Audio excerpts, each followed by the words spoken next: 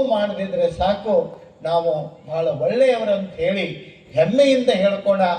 ಶರಣ ಪರಂಪರೆಯ ವಾರಸುದಾರರು, ಬಸವಣ್ಣನ ಬಳ್ಳಿಯೊಳಗೆ ಅರಳಿದ ಹೂಗಳು ನಾವು ಅಂತ ಹೇಳಿ ಹೆಮ್ಮೆಯಿಂದ ಎದೆ ತಟ್ಟಿ ಹೇಳ್ಕೊಳ್ಳುವಷ್ಟು ನೈತಿಕತೆ ನಮಗೆ ಬರ್ತದೆ.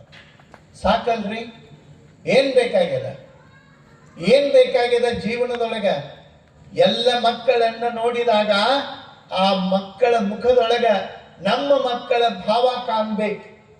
ಯಾವುದೇ ಮಕ್ಕಳನ್ನ ನೋಡ್ರಿ, ನೀವು ನಿಮ್ಮ ಮನೆಯ ಮಗುನ್ನ ನೋಡಿದಂಗ ಆಗ್ಬೇಕು.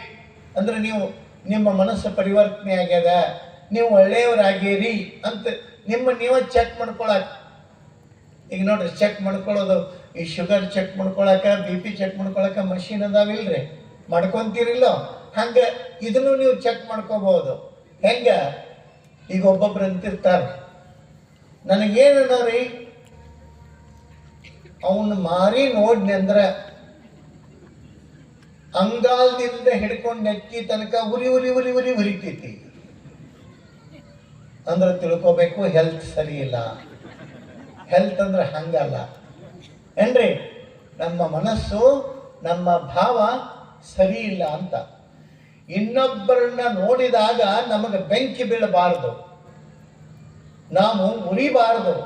ಇನ್ನೊಬ್ಬರನ್ನ ನೋಡಿದಾಗ ನಮ್ಮ ಮನಸ್ಸು ಇನ್ನೊಬ್ಬರ ಎಷ್ಟು ಚೆನ್ನಾಗಿದಾರಲ್ಲ, ಎಷ್ಟು ನಕ್ಕೊಂತ ನೆಮ್ಮದಿಯಿಂದ ಅದಾರಲ್ಲ, ಸಾಕು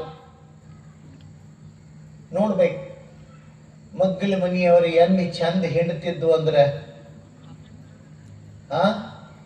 ಆಕಳುಗಳು ಚಂದ ಹಾಲು ಕೊಡ್ತಿದ್ವು ಅಂದ್ರೆ ನೋಡ್ಬೇಕ್ರಿ. ಅಲ್ಲಿ ಲಿಂಬೆ ಹಣ್ಣು ಬೆಳಕತ್ತಾವ, ಬಂದ ದನದ ಹಕ್ಕಿಯೊಳಗೆ ತಂದು ಲಿಂಬೆ ಹಣ್ಣು ಒಗದ್ರ ಏನು ಎದಕ್ಕೆ ಲಿಂಬೆ ಹಣ್ಣು ಇನ್ನಟ್ ಹಿಂಡ್ಲಿ ಅಂತ ಇಲ್ಲ, ಹಾಲು ಸಿಗ್ಲಾರ್ದಂಗಾಗ್ಲಿ, ಅವರಿಗೆ ಹಾಲು ಇರ್ಲಾರ್ದಂಗಾಗ್ಲಿ, ಚಾದಕ್ಕ ಮಾಡಕ್ ಹಾಲು ಕೇಳಕ್ ನಮ್ಮ ಮನೆಗೆ ಬರ್ಬೇಕು ಅವ್ರು.